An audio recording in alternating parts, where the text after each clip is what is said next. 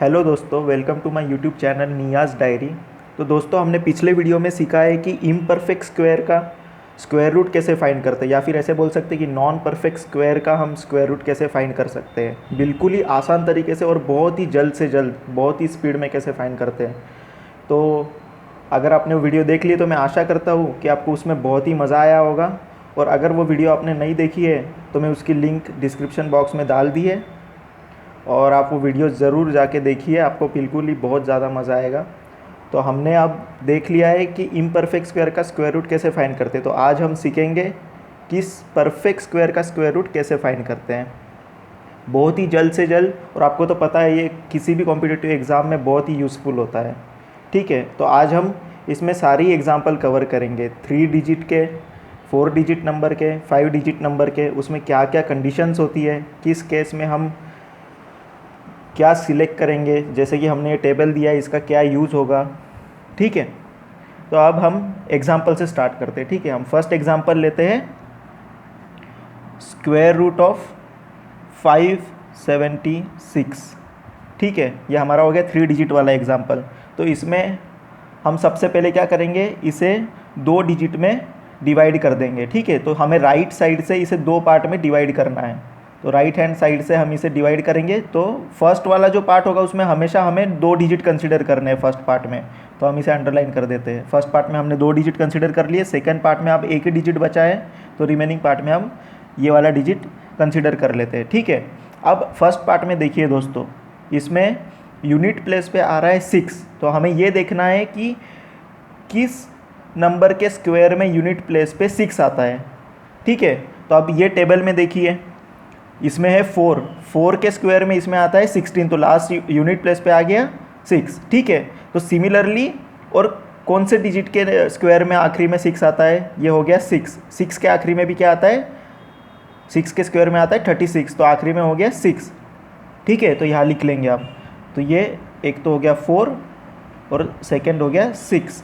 ठीक है, तो ये फर्स्ट पार्ट में हमने ये चूज़ कर लिया है। ठीक है, अब हम सेकंड पार्ट में देखेंगे। सेकंड पार्ट में है 5, तो हमें यहाँ देखना है कि ये 5 किन स्क्वायर्स के बीच में आता है।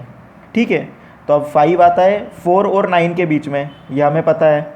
ठीक है, तो अब हमें 4 और 9 के बीच में से हमें सिलेक्ट करना है 5 से छोटा वाला नंबर, तो वो है 4।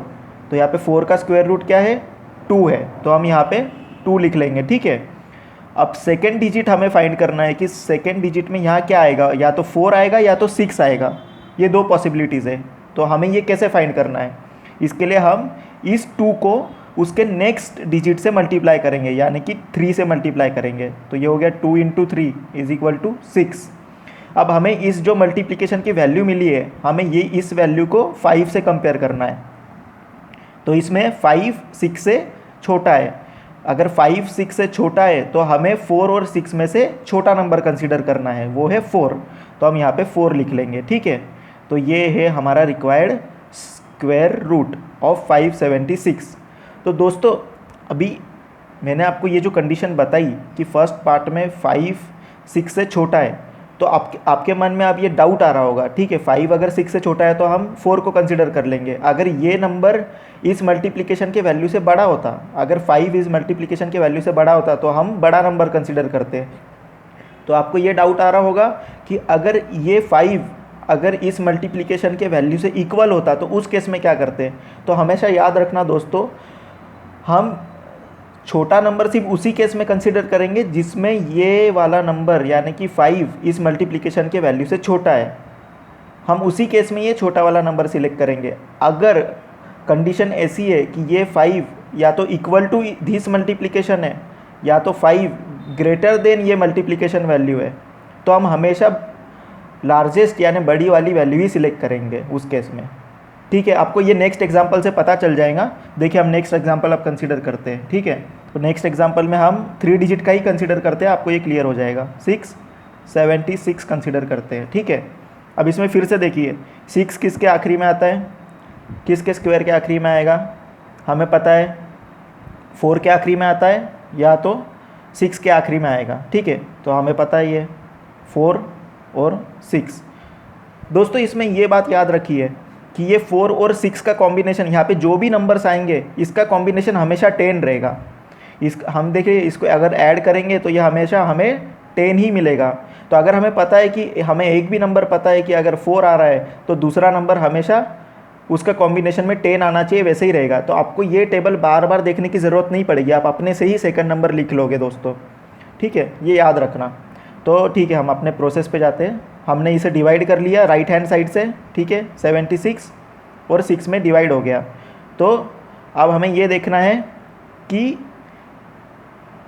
ये 6 जो है वो किस स्क्वायर्स के बीच में आता है। तो 6 अगेन 4 और 9 के बीच में आता है, और मैंने आपको बताया था कि ये 6 से जो छोटा स्क्वायर होगा हमें हमेशा वही कंसिडर करना है। तो ये 6 से स्मॉलेस्ट वाला कौन सा है, 4 वाला है, ठीक है। तो 4 का स्क्वायर रूट क्या आ गया, 2 आ गया। तो हम फिर से यहाँ 2 लिख लेंगे, ठीक है। अब सेकेंड डिजिट फाइंड करने के लिए या तो 4 होगा या 6 होगा, उसके लिए हमें क्या करना है, सेम प्रोसेस, 2 को उसके नेक्स्ट डिजिट से मल्टीप्लाई करना है, यानी कि 3 से मल्टीप्लाई करना है। और यहाँ पे हमें मिल गया 6, ठीक है। अब हमें ये वाले डिजिट और ये वाले डिजिट को कंसिडर करना है, 6 है यहाँ पर। तो अब ये 6 इज इक्वल टू 6 हो गया, ठीक है ना। अब मैंने जो कंडीशन बताई उसे याद करिए आप। ये अगर छोटा रहता तो हम यहाँ से कंसिडर करते छोटा वाला नंबर, यहाँ पे 4 आ जाता, बट ये छोटा नहीं है। ये 6 इज इक्वल टू ये मल्टीप्लिकेशन की वैल्यू है, यानी ये दोनों इक्वल हो गए। तो इस केस में हमें हमेशा बड़ा नंबर कंसिडर करना है।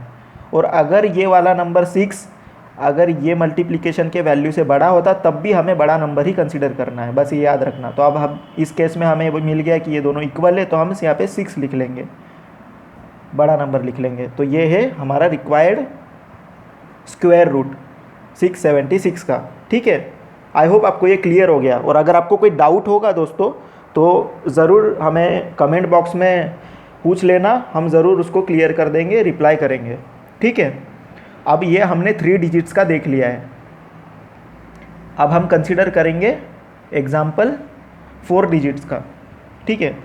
तो 4 डिजिट्स में हम लेते हैं एक परफेक्ट स्क्वायर लेंगे, 3 9 6 9, ठीक है दोस्तों। अब फिर से इसे राइट हैंड साइड से हम 2 पार्ट में डिवाइड करेंगे। हमें पता है फर्स्ट पार्ट में हमेशा 2 डिजिट्स लेने हैं, हमें सेकंड पार्ट में रिमेनिंग वाले डिजिट्स लेने हैं, ठीक है। अब यहाँ पे है 69 में हमें यूनिट प्लेस पे क्या है, 9। तो अब ये देखिए दोस्तों कि 9 किसके स्क्वायर्स में आता है, किस नंबर के स्क्वायर्स में आता है यूनिट प्लेस पे, बताइए। ये आता है 3 के स्क्वायर्स में। और अगर हमें पता है कि ये 3 के स्क्वायर में आता है, 3 का स्क्वायर है 9, तो सेकंड डिजिट हमेशा क्या होगा, 7 होगा। क्योंकि मैंने आपको बताया कि अगर हमें एक नंबर पता है तो सेकंड नंबर 7 रहेगा, क्योंकि इनका कॉम्बिनेशन 10 रहना चाहिए हमेशा। 3 + 7 10। हम ये टेबल से भी हम देख लेते हैं, 3 के स्क्वायर में 9 आ रहा है, ठीक है, और 7 के स्क्वायर में 9 आ रहा है, ठीक है। हमने ये 9 का देख लिया दोस्तों। हम और एक एग्जांपल देख लेते हैं, ठीक है। 1 को कंसिडर कर लेते हैं हम इस टेबल से। तो ये 1 किसके स्क्वायर में आता है, 1 के स्क्वायर में 1 आता है। और 1 और किसके स्क्वायर में आएगा यूनिट प्लेस पे, ये 9 के स्क्वायर में आता है। 9 के स्क्वायर में आता है 81, तो यूनिट प्लेस पे हो गया 1, ठीक है। तो ये 9 और 1 का कॉम्बिनेशन क्या हो गया, 10। समझ आ रहा है दोस्तों। तो हमेशा ये कॉम्बिनेशन 10 ही रहेगा। तो ठीक है, हम फिर से अपने एग्जाम्पल पे आते हैं। हमें ये 3 और 7 यहाँ पे मिल गया, ठीक है। अब यहाँ पे हमारा सेकेंड पार्ट में है 39। तो फिर से हम देखेंगे 39 किसके बीच में आता है, किन स्क्वायर्स के बीच में आता है। 39 यहाँ पे आता है 36 और 49 के स्क्वायर के बीच में आता है, ठीक है। तो उसमें से हम 39 से जो छोटा स्क्वायर है हमें उसको कंसिडर करना है। ये हो गया 36 का स्क्वायर रूट हम देखेंगे वो है 6, ठीक है। तो हम यहाँ पर लिख लेंगे 6। अब हमें सेकंड डिजिट फाइंड करना है। सेकंड डिजिट या तो 3 होगा या तो 7 होगा, यह हमें पता है। तो इसके लिए हमें फिर से वही प्रोसेस रिपीट करनी है। 6 को हम उसके नेक्स्ट डिजिट से मल्टीप्लाई करेंगे, 7 से मल्टीप्लाई करेंगे, ठीक है, इज इक्वल टू 42। तो हमें इस 42 को इस 39 से यानी सेकंड पार्ट से कंपेयर करना है। तो 39 42 से छोटा है, ठीक है। तो अगर 39 42 से छोटा है तो हमें 7 और 3 में से लेना है छोटा नंबर। तो ये यहाँ पे हम लिख लेंगे 3। तो ये 63 जो है इसका रिक्वायर्ड स्क्वायर रूट है इस नंबर का, ठीक है। देखिए दोस्तों कितना आसान है, आप 2 सेकंड में बिल्कुल ही जल्दी से जल्दी निकाल सकते हैं। बस कुछ एग्जाम्पल की प्रैक्टिस कर लोगे, फिर आप अपने माइंड में इसे सॉल्व कर लोगे बहुत आसान तरीके से।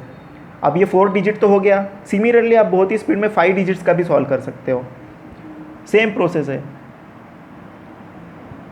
हम अब 5 डिजिट में कंसिडर करेंगे 11449, ठीक है दोस्तों। हम कोई और एग्जांपल ले लेते हैं, हमने यूनिट प्लेस पे 9 वाला एग्जांपल तो ले लिया है, हम किसी और एग्जांपल को कंसिडर करते हैं, ठीक है। तो लास्ट में हम लेंगे जिसमें 4 आता है, चलो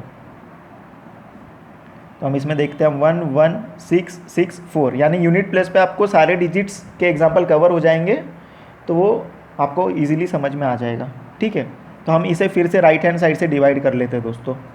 तो इसमें फर्स्ट पार्ट में हमें लेना है 2 डिजिट्स और बाकी पार्ट में हमें लेना है रिमेनिंग डिजिट्स, ठीक है। तो फर्स्ट पार्ट में हमें क्या मिल गया 64 के यूनिट प्लेस पे है 4। अब हमें पता है 4 किसके स्क्वायर में आता है, 4 आता है 2 के स्क्वायर में, हमें पता है 2 2 ज़ा 4 हो गया। अब यहाँ पे 2 है तो हमें पता है, तो दूसरा नंबर क्या होगा 4 और किसके नंबर में आ सकता है 8 के नंबर में आएगा, ठीक है। 8 8 ज़ा 64, क्योंकि 2 और 8 का कॉम्बिनेशन हो गया 10, तो हम ऑब्वियसली इसे डायरेक्ट लिख सकते हैं कि ये दूसरा नंबर 8 ही होगा, ठीक है। फर्स्ट पार्ट हमें पता चल गया। सेकेंड पार्ट में देखिए, सेकेंड पार्ट में 116, ठीक है। अब देखिए 116 किस स्क्वायर्स के बीच में आता है। अब फिर से इस टेबल में जाइए, हम यहाँ पे 11 का भी स्क्वायर लिख लेते दोस्तों। 11 का स्क्वायर हमें पता है 121 है, तो ये 116 आता है 100 और 121 के बीच में, ठीक है। तो हम स्मॉलेस्ट नंबर चूज़ करेंगे जो है 100, ठीक है। तो 100 का स्क्वायर रूट क्या हो गया 10, तो हम यहाँ पे लिख लेंगे 10, ठीक है। और अब सेकेंड पार्ट के लिए हमें पता है कि इसमें से कौन से डिजिट्स आएंगे, या तो 2 आएगा या तो 8 आएगा, ठीक है दोस्तों। तो हम इसके लिए क्या करेंगे, हमारे पास में अब 10 है तो हमको 10 को उसके नेक्स्ट डिजिट से मल्टीप्लाई करना है। तो नेक्स्ट डिजिट से मल्टीप्लाई करोगे तो हमें क्या मिलेगा 110।